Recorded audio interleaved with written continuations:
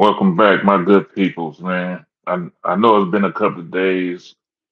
Um, I had some health issues I had to deal with, but I'm back, man. And today, what we're gonna do is we're gonna go over the. Let's see, right now. Let me start here.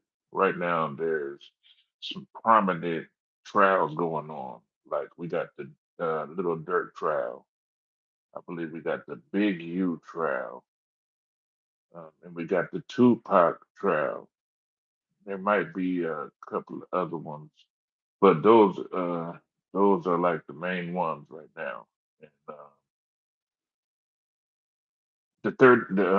let's see, the Tupac trial. This is like 30 years coming. You know what I'm saying? This happened like something 96 or something like that. So it's been something like 30 years before some of the players in this situation got to run around free for like 30 years, you know what I mean? And uh, so what we're reviewing right now is, my- like I say, Mob James taking the stand in in this trial, you know what I'm saying? Now, a lot of gangbangers or gangsters, they like to believe that, oh, I'm never taking the trial. And so many people gave Cowboy a hard time for taking the trial in the Nipsey Hussle's case or whatever. But these hardcore gangsters, what they won't tell you is if you get subpoenaed, you have to show up. Now, what you say on the trial is totally up to you. You know what I'm saying? But if they send you that subpoena, you have to take the choice of running for the rest of your life. They're definitely going to put a warrant out for your arrest and put you in jail. Now, you could plead the fifth. That's what a lot of people do. You know what I mean? But it's unlikely for somebody to just run. You know what I mean? So the best way to get this shit over with is just to go and state what you're gonna state. So yeah, we're gonna watch Mob James taking he's on the stand in this Tupac case. Right now it's like trial season, you know what I'm saying? And let's see. The weird thing is some of these trials, Whack 100's name been mentioned in the paperwork in the Big U trial. Now his name's being mentioned in the Little Dirt trial. So, over stories that he has told on Clubhouse or on the internet, somehow they ended up on in the Big U's paperwork. You know what I mean? So y'all get yourself ready, and we're gonna check this shit out. But before we get started, I want to send a props out to a couple of platforms that checked up on me when I was in the hospital, like B Down from Minnesota, my boy CL with on Real to Real Radio. He checked up on me like every day, and these are my loved ones, and I appreciate them, man. You know what I mean? So they know if they need me, I'm there, 100%. And I love them, man. These are my guys, and I appreciate y'all. I just want y'all to know that. You know what I'm saying? Now, I tell y'all this I tell y'all this person. So I'm not doing this just for the camera or whatever, but I appreciate y'all. Because you didn't have to call and check up on me, man. And you did, like every day that I was in the hospital. So I want to send thanks to my boys, man. I appreciate y'all a lot. You know what I mean? So, but yeah, let's get to this trial, man. This is some deep stuff. And Mob James, he's in the past. Oh, and I want to send a shout out to Bomb First for allowing me to use their footage. Now, in the past, uh, and I don't agree with this. I don't know. I'm not the record books, and then I'm not in the streets no more or whatever. So I don't know if I don't know if this is true or not. So you know, they had rumors about Bob James supposedly being in somebody's paperwork, but I don't know, and I don't care. But you know, let's see how this trial goes, man. This is Bob James taking a stand in the Tupac trial, and you know, they get right to it immediately. You know, he's on the stand as soon as the camera turned on. You know what I mean? So I'm just giving y'all an idea of what to expect, and you know, so yeah, here we go, man. I'm finding the video right now, and like I say, I want to send a props out to Reggie Wright Jr. at Bond First for allowing me to use the footage. All right, so 1 second, let me get to it.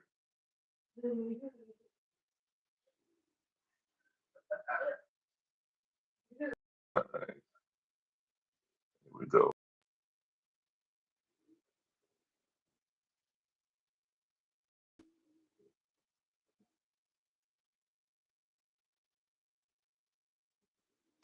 And is that in Compton? Yes. Um, you were at Club 662. You said you were head of security. Yes. Was somebody by the name of Reggie Wright Jr. there with you? Not at that time. No? No. When was he with you? I got out of prison in 1988. She came and got me in 1988, like 4 days from coming home. Started company, Burn Hill Records, then Death Row Records came. Soon as Death Row was launched, Reggie came a few months after that.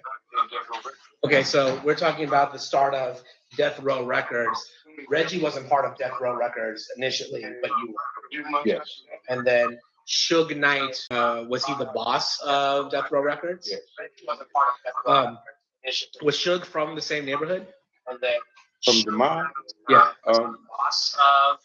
I wouldn't say Suge was, he was guilty by association. He wasn't from the neighborhood. He lived in the neighborhood. We looked at him as somebody from the neighborhood. When he started Death Row and started to recruit us, then yes, he from the hood. So I guess there's a difference between living on a certain street versus being from the hood. Yeah. I guess how would you describe that difference? I look at it, you have three different type of friends in the neighborhood. You got gang members, you got gang bangers, and you got men that just guilty by association from living in that area. And can you tell me what the difference between a gang member and a gang banger is? A gang member hangs out. A gang banger handles his business, put in work, do what the gang do. And what was your role with Death Row?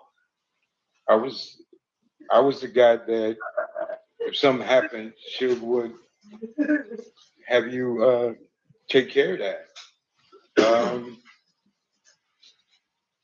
Like Snoop Dogg trial, there was issues up there. I was sent up there to make sure those problems didn't happen again.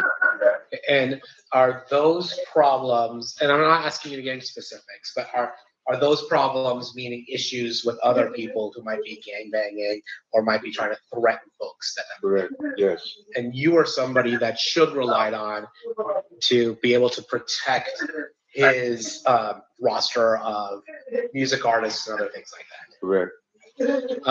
And after you were asked to help out with Snoop, did Snoop have any other problems? No, we didn't have one issue at court. Now, I'm going to ask you, fast forward a little bit to, were you familiar with the Southside Compton Crips? Yes, Would you say they were somebody you were in alliance with or a rivalry with? right. And would sometimes those that really get violent? Anytime you're dealing with the gang life, it's going to be violence at any given. So far, Bob James, he keeping it, he keeping it 100. You know what I'm saying? He's doing so good, so he's doing pretty good so far, I would say. But no, it's the very beginning of the video. Time. Are you familiar with somebody by the name of Tupac Shakur? Yes, How are you familiar with Tupac? he was assigned to death row. And when he was signed with Death Row, would he also hang out with you guys? He hung with my brother now. Yeah, And who not me. Who is your brother? Alton McDonald, Country Ave. He went by Buntry. Yeah. Now, during this time, is it fair to say that Mr. Shakur had an issue with rappers from the East Coast? I think Tupac inherited the beef between Suge Knight and Puck. Okay, that was your perspective of it.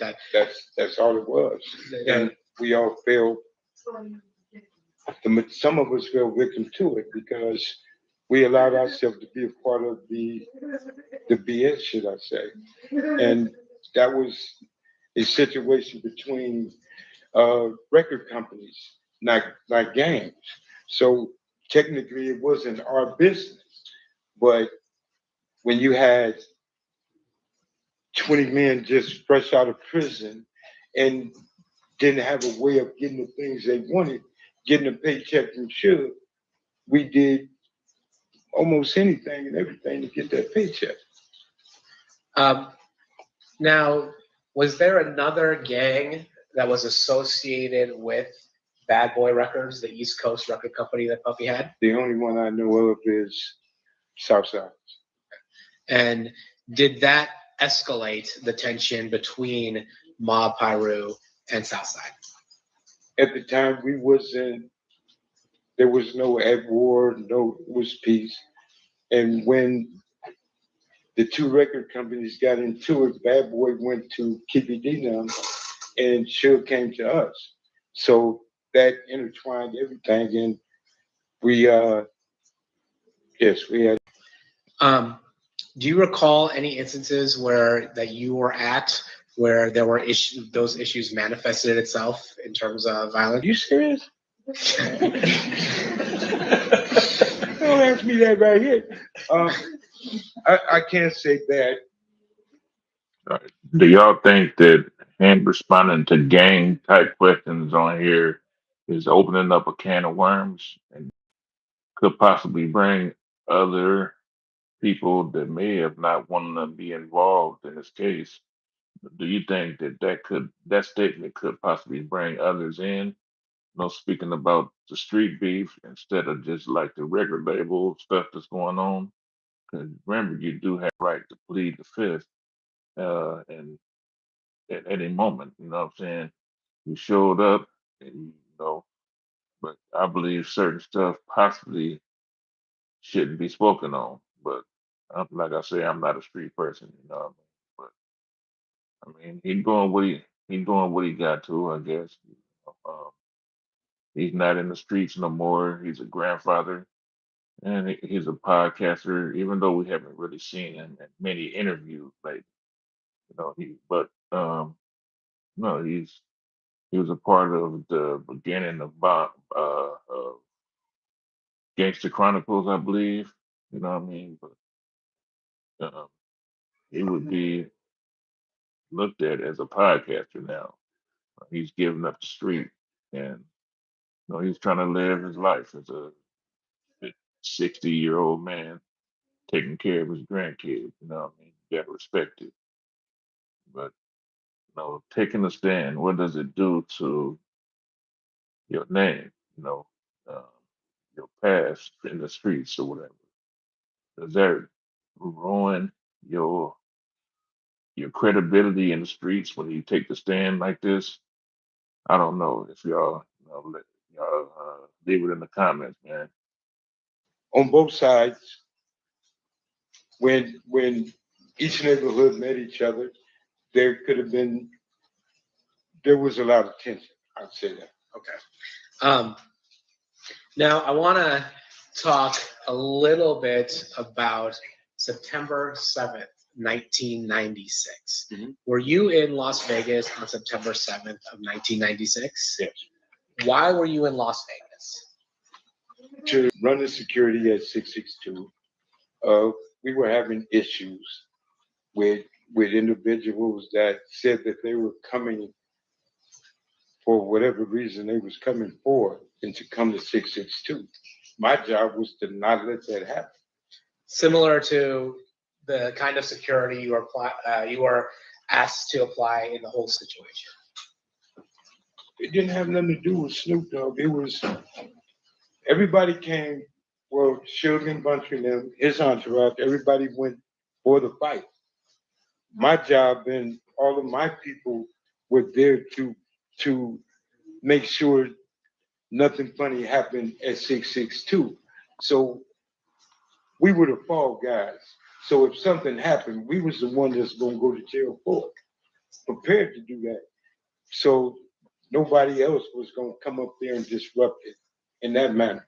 But if anybody remember that night, it was so many Metro and everybody there. No, neither side could have did anything. So it was calm, it was peaceful. So when you say there's so much Metro there, you're talking about so much Metro at Club 662? It was police all over the place. Now you said you were there to be on the lookout for something. What were you? You said I was on the lookout for nothing. I apologize. You were there. You were there in order to ensure there weren't any problems. Is that fair? To make sure everything was good. And because you had heard there. Hey, that was a good fix by Mob James. He made sure that that dude is not trying to get it. So I feel like he's playing. He's taking it slow, listening to everything, and making sure that they don't cross his words up, because that's what the court usually does. They cross your words up and make you eventually say something that you don't want to say. So I feel like he's being very careful. Might be some issues. Right.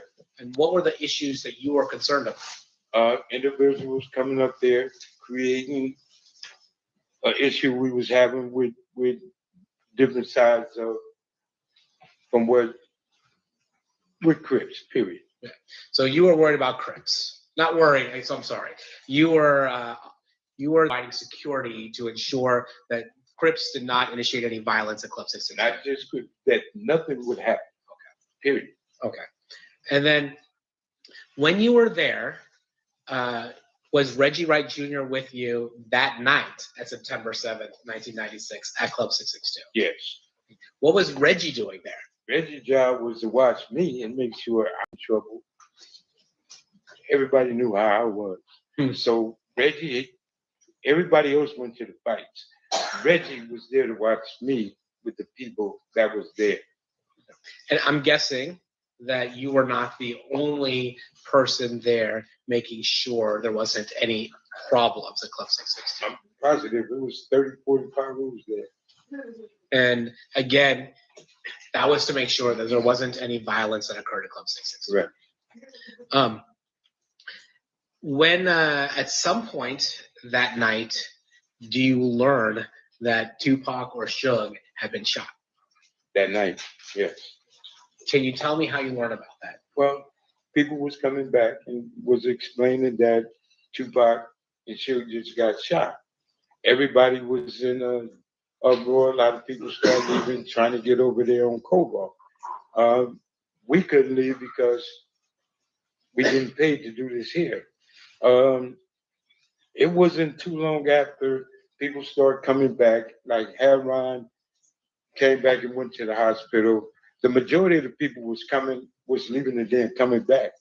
Because that night they said Tupac was gonna be all right. And even Suge came back with a little bandage on his head. And we thought everything was good. people kept partying. So, and when Suge came back, you said he had a bandage on his head, but I mean, the dude said he got shot, but he was grazed, a little scar, but nothing penetrated.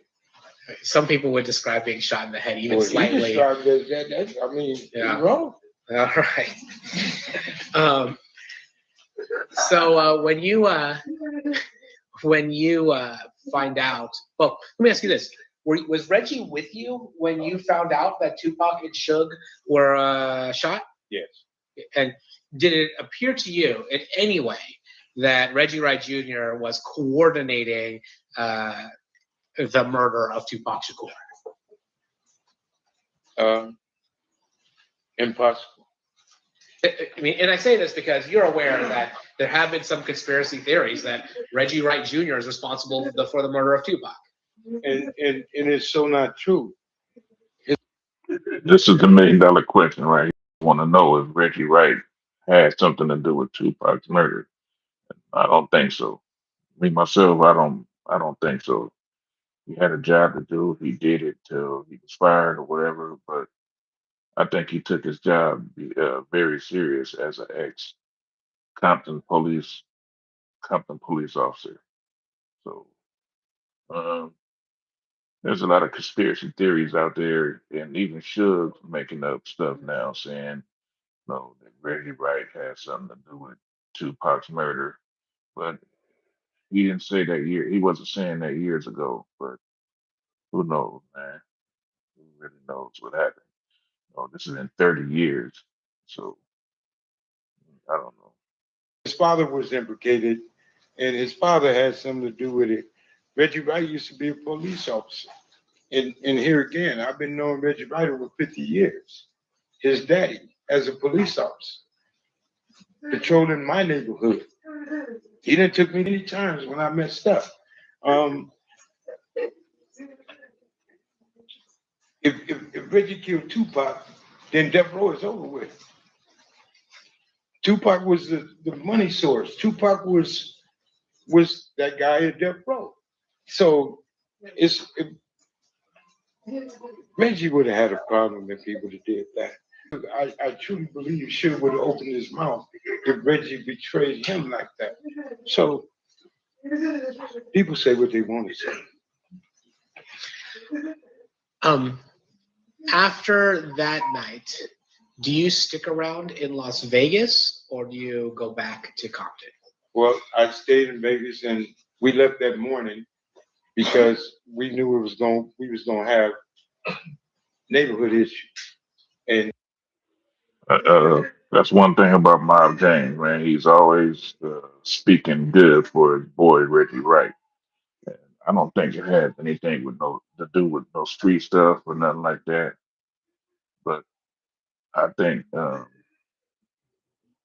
they were very close to Suge Knight and all of the incidents that were going on in the midst of Death Row. So who other than these two guys to tell the story? You know what I'm saying? Uh, yeah, who other than Reggie Wright and Bob James can tell the story? You know, when they were like higher ups in the Death Row security at the time. everybody left and went back to Compton. Why were you thinking you might have neighborhood issues? Well, you asking me some.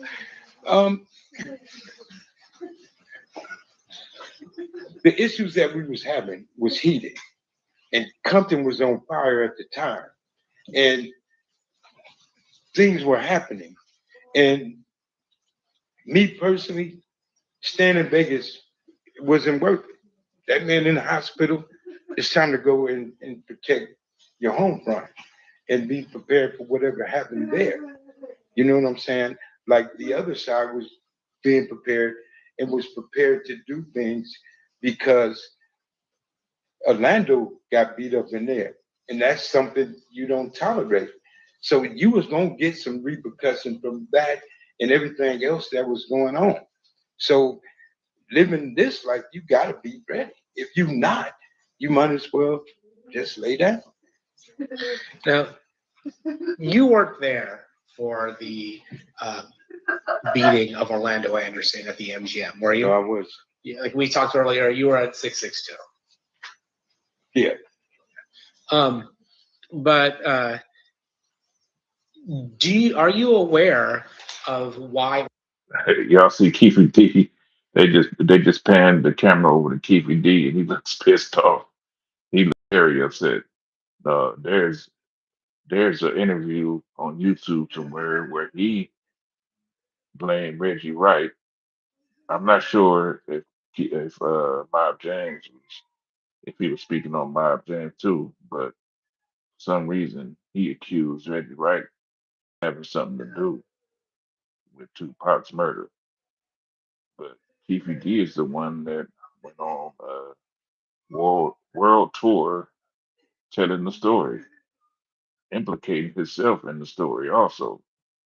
So now you got to try to go back and erase what was already written. You know what I'm saying? That's going to be very hard to do when they got your books and your interviews. You know, they got that for reference. They're going to use that for reference, and they're going to throw that in your face every time. And it's not looking good. You know, this case took 30 years, and I think in the midst of that 30 years, they've been putting this big puzzle together. And a lot of questions that they ask, I believe that they know already. You know, you know, this is going to be a long, crazy trial, and I don't want to see nobody go to prison.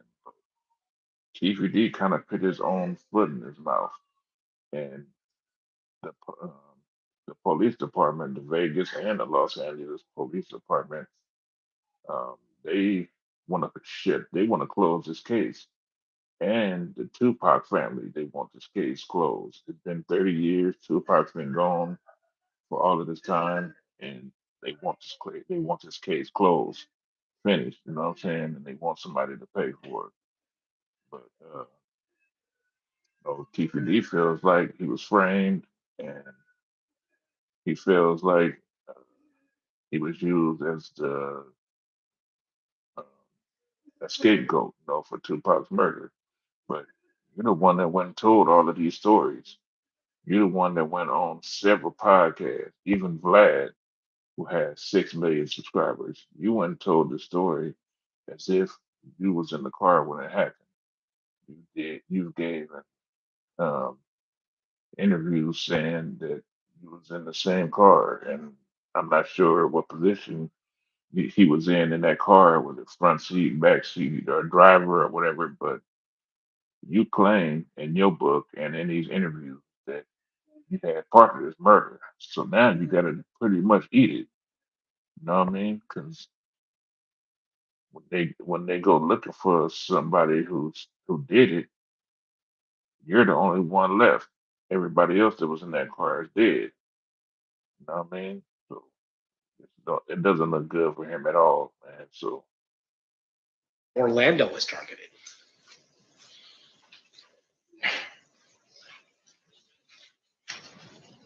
I'm aware of a lot of things. Things that was going on. People ain't talked about it in 30 years. Today ain't one of them. Um, I don't mean to be funny, but here's the thing. A lot of things happened that night. A lot of things happened weeks and weeks after that night.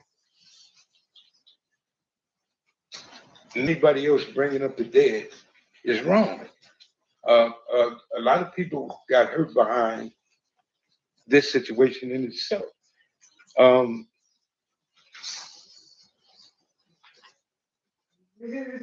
Living the life and how we lived in Compton is one thing.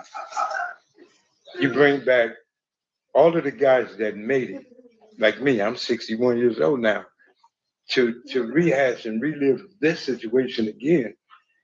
I told every attorney in here that tried to get me to come here, you better treat me as a hostile witness. And I think that's where I'm about to go now because you asking me questions. I can't answer those questions. Okay, well, let me ask you this. Then I'm not going to speak on Orlando. Let me ask you something about yourself. There was a rumor that Tupac had knocked you out one time. I'd have killed him. That would have been your response if that happened. Yeah, I'm being honest with you and everybody else. I said it on my podcast show. Him, Suge, and my brother. I'd have shot all three of them if he touched me. Why That's is that? how I was living. Why is that? That's what I was back then. And so, is it fair to say that your reputation and your standing in the neighborhood would require you to do something if you're going to get punked by somebody like Tupac? You don't have a choice, or you can't be there. I'm sorry. I'm sorry. We were doing some side talking. Oh, my bad. No, that's my fault. I asked, would that being in the life that you were, if somebody like Tupac is punking you, like by punching you in the face or something like that, you would have to retaliate, or you would lose your place in the neighborhood. You would have to go back home and fight everybody that called you a punk.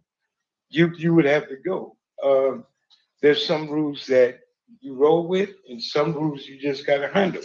Certain things need to be dealt with, adjusted, living that life. And when I was living that life, it wasn't no ifs, ands, or buts. It wasn't no, oh, you get a pass. No, I was shot him, to be honest. So then you had mentioned, I'm not going to ask you to go into any specifics, but you had mentioned that after what happened here in Las Vegas, there were issues between the neighborhoods. How long did that last? Was it like, all right, one day we're good, everything's done, or did it last for longer than that? No, it was tension in the air for quite a long time until I guess both sides, and he might agree, just said, let that shit go. Because it really wasn't our beef. This was between Suge Knight and QPD. And people put themselves in situations like myself. I'm guilty as everybody else. Like myself, I put myself in a situation to protect something and somebody that didn't have nothing to do with me. I did it for a paycheck. I did it on some just because. I'm older now. I get it. But we did things for all the wrong reasons at that time, in them days.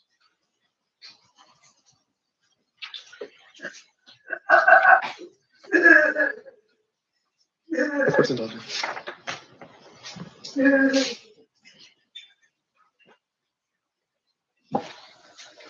Your Honor, Steve will pass the witness. Okay. Cross-examination, Mr. Sims. Sir, have you ever met me? Excuse me? Have you ever met me before? No. Have you ever spoken to the district attorneys prior to your testimony here today? Once. And is that what you're referring to as the time that you told them, like, hey, any attorney here is better treat me as hostile because. Yeah, I told him I didn't have nothing to do with it. Now, a couple questions for you, sir. And this is more for clarification. So on the night of the murder, you were working as the head of security for 662. Yes. Explain for us a little bit about the club. Was that Suge's club or was it somebody else's club? Sure, to my understanding. Okay. And when you were there as head of security, were you there? Had you worked there as head of security prior to this particular night? We did an event there once before. Yeah, same thing. Okay. And on this particular night, was this an event like some type of fundraiser or something for police officers or anything like that? Do you recall what the event was for? We wouldn't have been there. Okay. No. What was the reason for the event? It was Mike Tyson fight. Tyson was coming back. Tupac was supposed to perform like other people, and we was there for that. Okay. Can you describe for us how big the club is so that we can? 30 years ago, a little bit bigger than this room. So it's relatively, it's not like a 2-story. It's not, it's small. All right. And in terms of the club itself, you were there and you were sharing with us that there were other people that were there. Yes.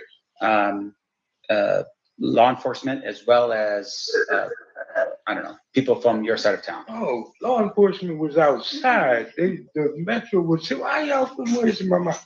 Sure. They were outside. Right. We were on the inside. Wasn't no law enforcement mingling with us. So as far as you know, law enforcement wasn't hired by Reggie Wright to provide additional security? No, this was Metro posted up all over the place. And so they were there specifically just like what, harass or just send a warning or what? No, they were there. Like when you have events in Las Vegas, everybody knows. You're gonna see Metro here, every block. Yeah. They was posted up, which they do all the time. But you're telling me that as head of security, you do not know, or you don't believe that Reggie Wright hired the Metro officers to I come know in? for a fact he didn't hire the Metro Police. Do you know how many people were on the payroll that night from your security team? Well, y'all do paperwork different than we did. Our paperwork was getting cash money. Our paperwork was what they call under the table. We had at least 30, 40 of my homeboys there. Reggie Wright Jr. and his security, his company, the people work for him, didn't have nothing to do with what Shield paid us for working. So that was two different entities, Reggie and Shield. The homies was there for Shield night. Reggie Wright hired his company to watch over Shield night people. Right. So his security did like the right thing. My security did what they ain't gonna do. You get what I'm saying? I get it. The police gonna walk you out of there. Mhm. We gonna drag you out of there. So it was a difference, but not on the same paper. Sure. And once again, the intent was to protect 662, right? To protect the club, protect the patrons that were going to go there, that kind of thing. Yeah. Okay. Now, in terms of your knowledge of what happened on that night, fair to say you weren't present when the shots. I like Mob James' honesty, man, because so far he's keeping the 100, not letting them cross him up, and throw out false narratives about him, Reggie Wright, or what was it, Right Way Security. And he's doing a good job, man. He's playing very good defense right now, and he's listening and he's answering the questions with a lot of poise. If you look at Keefe D's face, he looked like he's ready to throw up. You know what I mean? He looked like he's ready to throw up, and it's crazy. Had rung out. No, I wasn't there. Okay. And your testimony is that you had heard from other people initially that, hey, Tupac had been shot. Yes. And you had thought maybe other people were maybe relieved, thinking like, okay, it's not that big of a deal. He's gonna be okay. That's what came back to 662. People that went to the scene and everybody said Tupac was talking. So everybody back to the club saying he's gonna be all right. So people just went back to, me. Right. Now, in terms of the that night, you go back to Compton. You live in Compton. Yes. You still live in Compton? No. At the time you live in Compton, you go back to Compton and you tell us that there was a lot of tension. Can you describe that for us when you went back in terms of what kind of tension we're talking about? You sure you want me to answer that? Is it going to be graphic? No, I ain't gonna. I got to raise the word in it, but you asking me a question. I don't. And what I explained to them, I don't want to send him to prison. Sure. Even though we don't like each other. Sure. I don't want to send you to prison. So that's why I'm here where I'm at and the way I am, because I've changed my life. I'm raising my grandkids, teaching them never to be. For some reason, I think Keefe D doesn't believe that. He said, I don't want to send you to prison, but I don't think he cares. I don't think he has really a dog in the fight. 30 years later, he's raising his grandson. He's out of the life, death row, division of death row that should started is something totally different now. Snoop Dogg owns a death row. Uh, and I'm, shit, he hasn't really put out a lot of artists. He did some movies and some brand deals and stuff like that. But he hasn't put out a billboard type artist yet. You know what I mean? But the night is young. You know what I mean? So anything's possible to happen for the future. But uh, I gotta say, man, that this dude is keeping it 100. You know what I'm saying? This is not what I expected. You know what I mean? This is not what I expected to happen. But I would like to say he's doing a good job right Be like they papa. And here I am explaining to people what I used to be. And I'm not proud of that. I'm not proud of that at all. And you asking me questions that can hurt him. And like I told them, I'm trying to avoid to answer the questions that they might look at me and say, something is wrong. Well, let me put it this way. Let me help you out with this. Thank you. So these people right here, what they want to know from you is, did you see who shot Tupac? I told you no. Correct. So outside of that question, right? The next question I'm now. They're starting to ask dumb questions. He told them that he was at 662 when it happened, but they're still asking him if he's seen who killed him. It doesn't make any asking sense. you is, It doesn't make any sense at all. And he's not allowing them to cross him up in his own words. He's being very careful as he answers these questions, and what he doesn't know, he's not speaking on. You know what I mean? Expected. I give him shit thumbs up. He's doing very well so far. You know what I'm saying? He said treat him as a hostile witness. But I don't think he's very hostile. He's just being 100. He's speaking his past, which he has changed his life. He's not in the streets no more. Uh, Same with Reggie Wright. They're both grandfathers. Just stay home and do their podcast thing. No, they want to. I'm pretty sure they want to put this stuff behind them. You know what I'm saying? But I'm gonna say, man, Reggie, Bob James is doing a very good job so far as answering questions. when you went back to Compton, was it like a Southside Crip shoots a Pyro Blood, and then a Pyro Blood shoots a Southside Crip? Is that the tension that we're talking about? Do I answer this? That's a straightforward question. It's a yes or no answer. Okay. Did you see that? When I was I was a part of that. And I was because you asking something that's gonna hurt this dude. And okay, let me stop.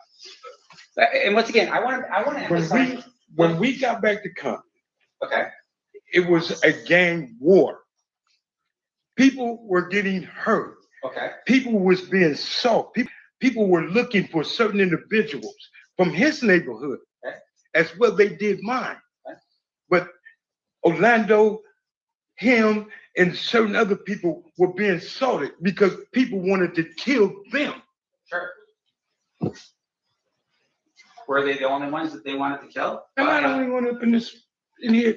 No, they weren't the only one. Okay. It's his neighborhood in particular.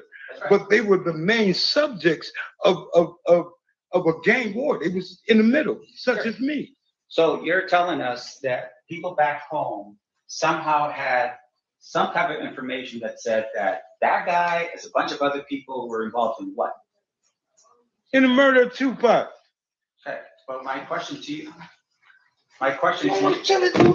stop. Can you focus on me for a second, sir? Yeah, I will. And I apologize. I just want to make sure that we're clear, okay, for these people. In terms of that information, none of those people were there, right? And what people you be speaking on? The people that was already in the neighborhood, or the people that left Las Vegas that same night Tupac was shot to go home, bear their arms, and go to somebody else's neighborhood to look for somebody? They had to pay it back.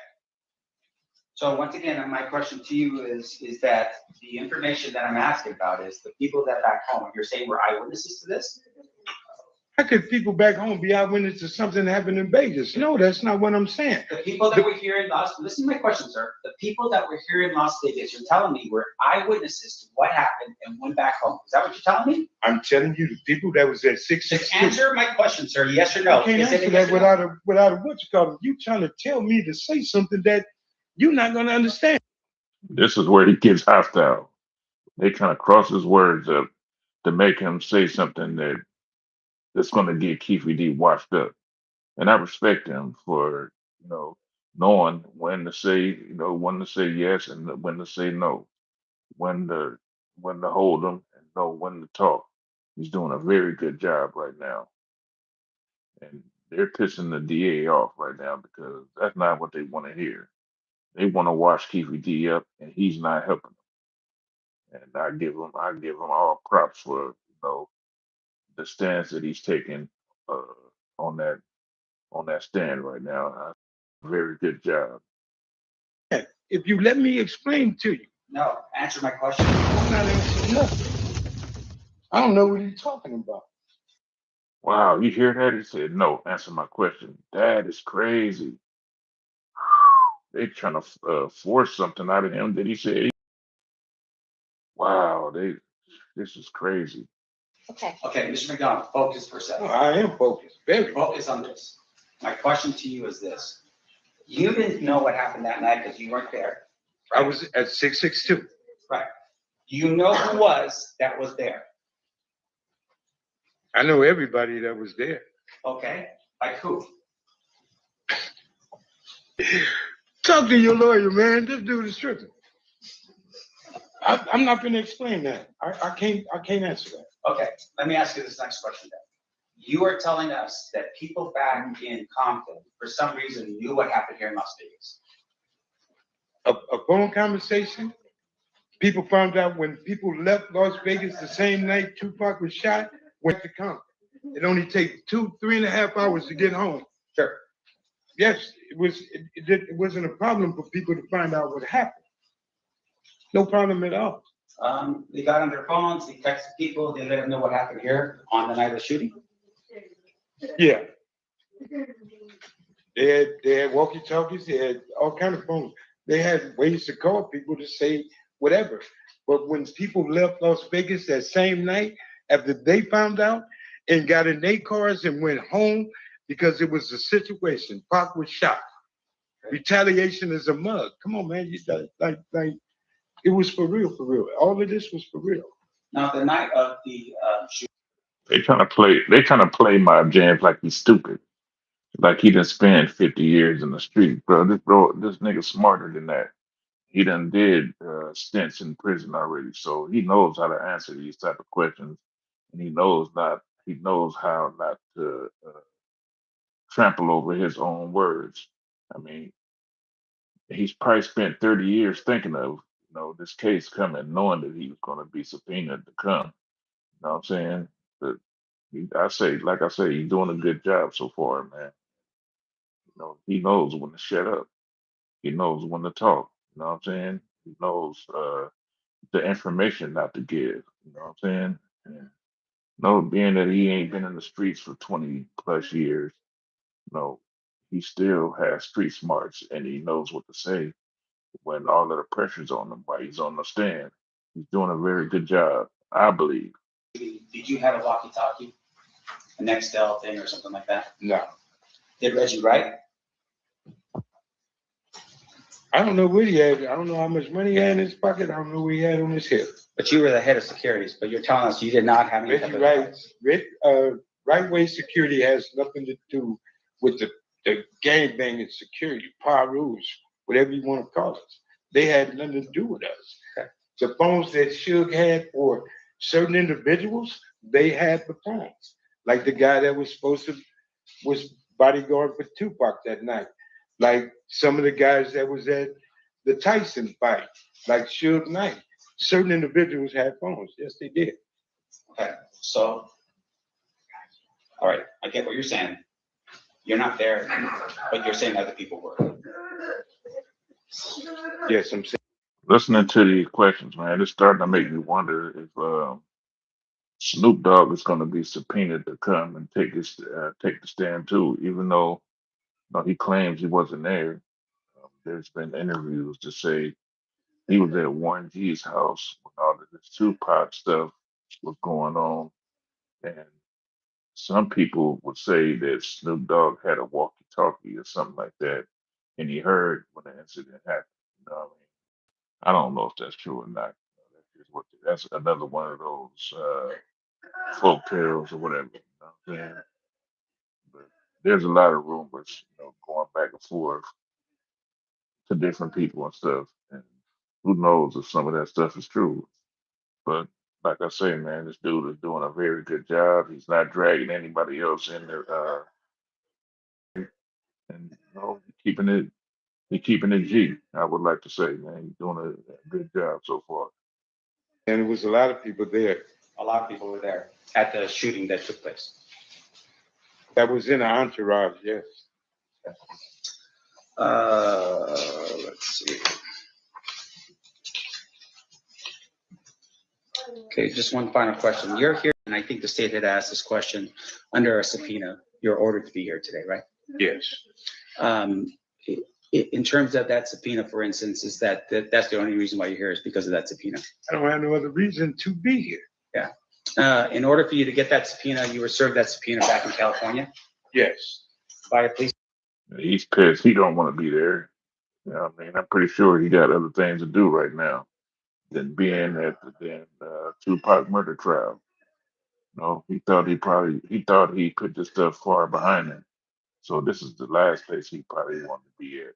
No, I'm not sure like it just happened Monday or a couple of days ago or whatever, but you can look in his eyes and tell that he did not want to be there, answering the questions for the world to see.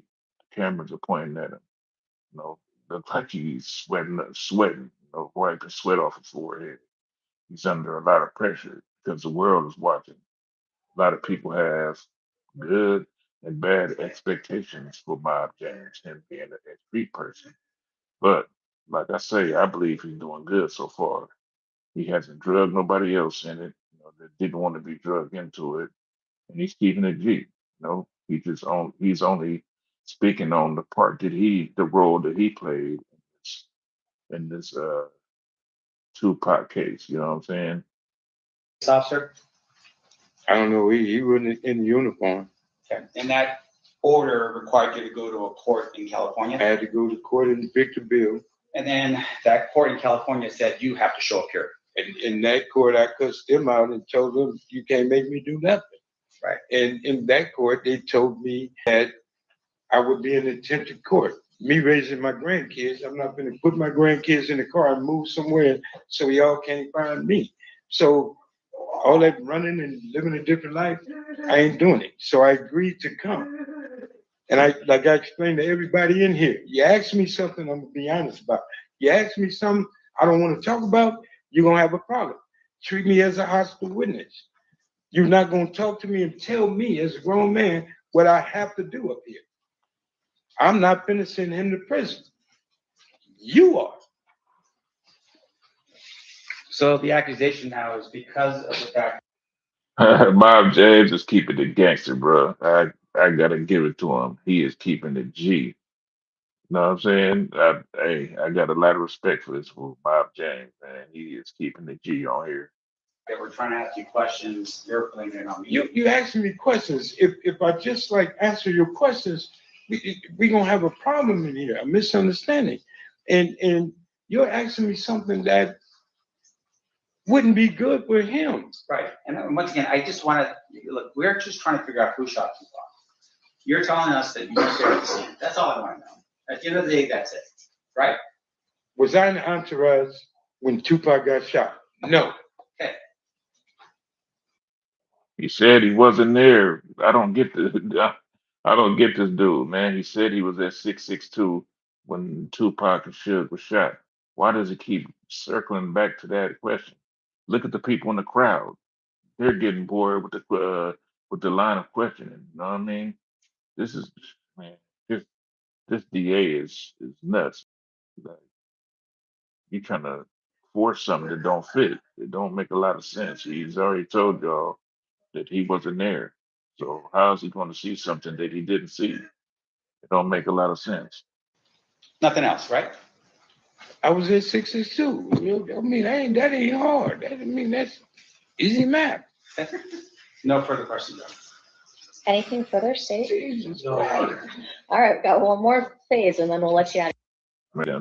He done pissed them off. Boy, look, man, that DA or attorney or whatever, he's pissed right now. Right here. Okay. Ladies and gentlemen of the jury, any questions for this witness?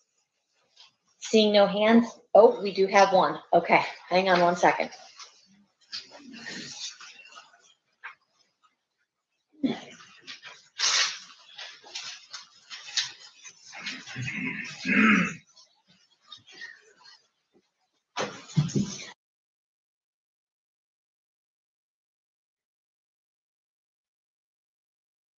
God damn, homie.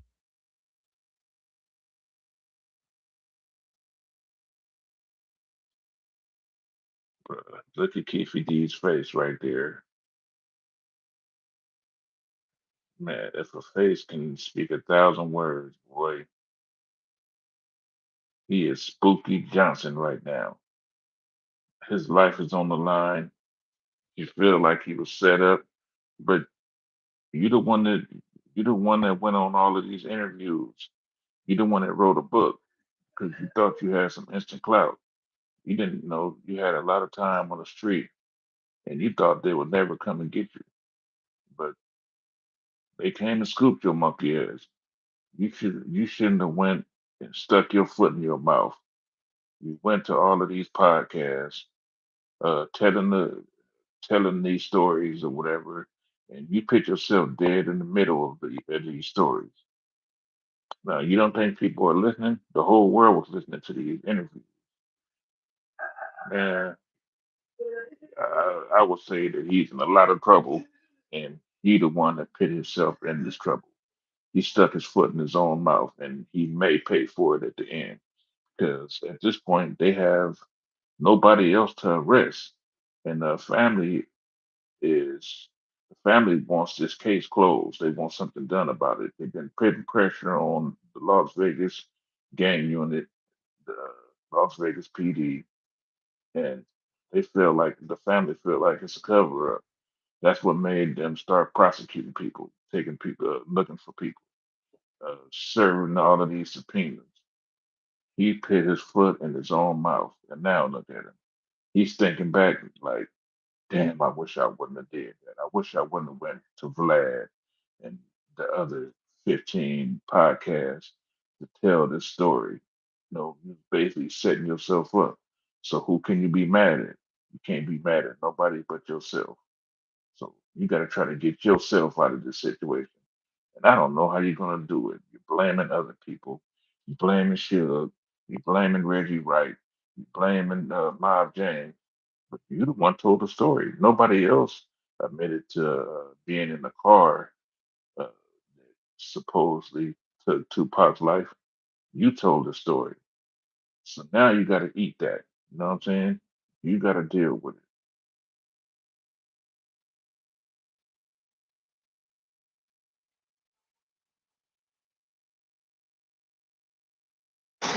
All right, I have a question for you from one of our jurors, if you can answer it.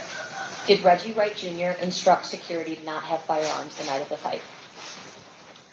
To be honest, I don't know if his people or the police officers not to have guns, and I don't know why.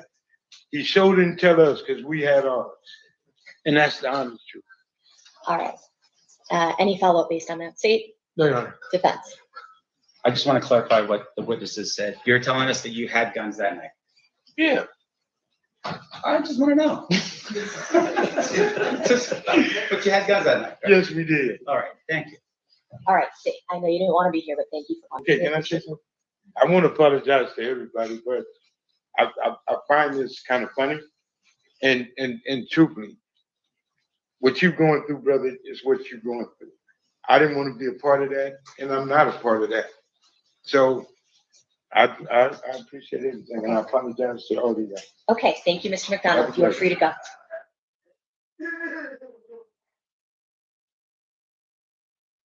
All right, that was it, y'all. Everybody leave their leave your thoughts in the chat. This is gonna be a very high profile case for 2026, man. I don't know, I'm gonna review, man. And y'all welcome to the chat. I appreciate everybody for coming. Hit the like and everybody go over to Bomb First and subscribe. They got a lot of good content, Tupac videos, interviews with outlaws, all types of stuff over there. So yeah, y'all go over there, subscribe to Bomb First. A lot of great content over there. And like I say, everybody hit that like button, and I appreciate you all. Thanks.